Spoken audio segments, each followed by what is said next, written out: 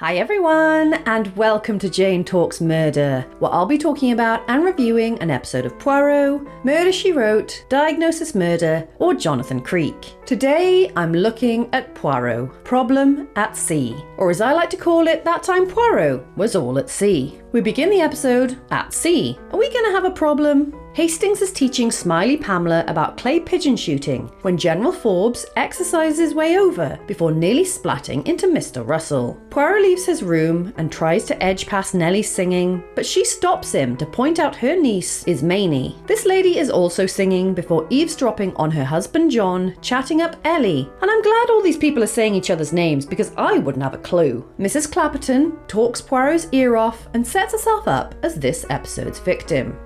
What would one be if one wasn't alive? Dead, madame.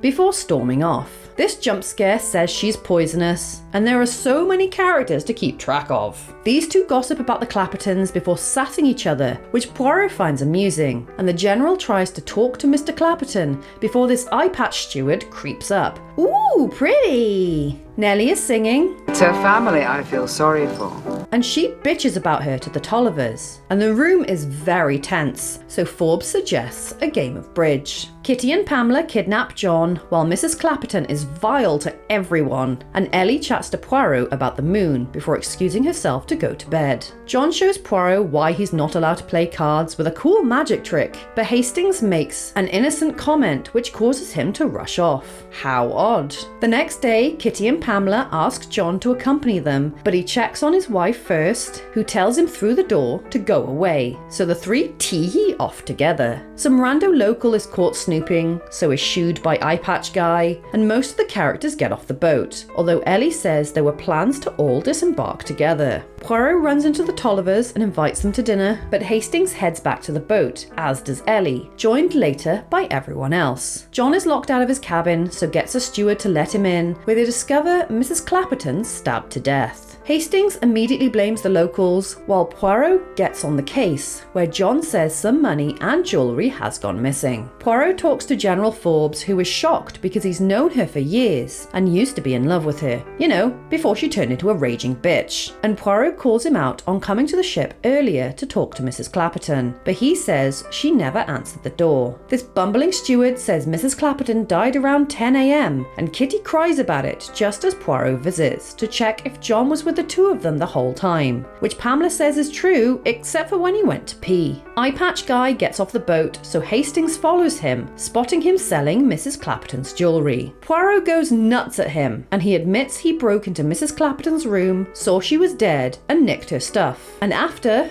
Poirot talks to Ellie about how the killer could have gotten in. She says Mrs. Clapperton was a bitch, and Poirot agrees. Everyone had a motive, but no one had opportunity, so he goes to see Nellie to ask for Ismanie's help. Mr. Russell is trying to perform when the captain interrupts with an announcement that Poirot is great, and I'm sure he is, but he starts to ramble about being mad and whips out a suitcase.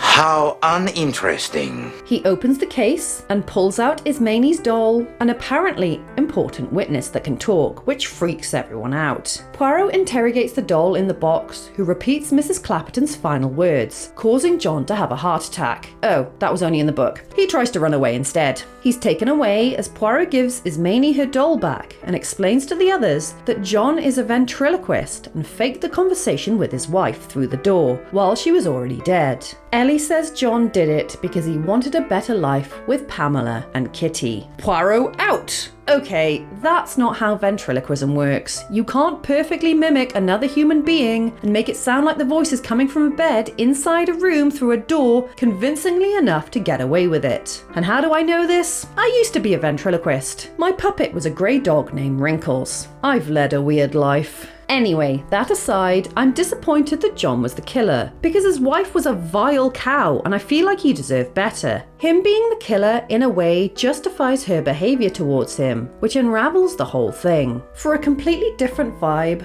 I would have had the killer be Pamela or Kitty. Probably Pamela, which would have made Kitty's crying more important. There's really not a whole lot to say here. The opening 5 minutes are a confusing introduction to all the characters, and the episode feels like a lesser Death on the Nile, with less time knowing who the hell all these people are, and with a less satisfying outcome. But it was cute to see Poirot messing around with a doll and getting help from a little girl to solve the case. We have one victim, Adeline Clapperton, who was stabbed in the chest by our killer and her husband, John Clapperton, because he generally just had enough of her being a dick.